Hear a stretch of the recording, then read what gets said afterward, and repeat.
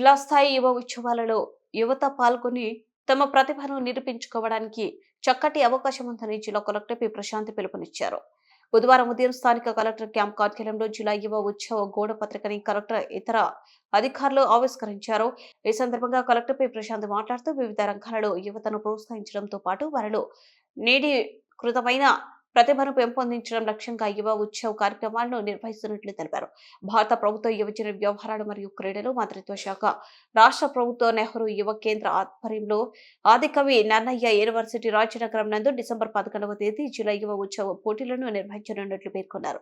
ఈ జిల్లా యువ ఉత్సవ్లో అంశంపై స్పీచ్, పెయింటింగ్, కవిత్వం, మొబైల్ ఫోటోగ్రఫీ విభాగాలలో వ్యక్తిగత పోటీలు మరియు cultural, traditional, folk, science exhibition Mela పోటీల్లో గ్రూప్ మరియు వ్యక్తిగత పోటీలు ఉంటాయన్నారు. జిల్లా స్థాయి పోటీలో గెలుపొందిన వారిని రాష్ట్ర స్థాయి క్రీడలకు పంపడం జరుగుతుందని పేర్కొన్నారు.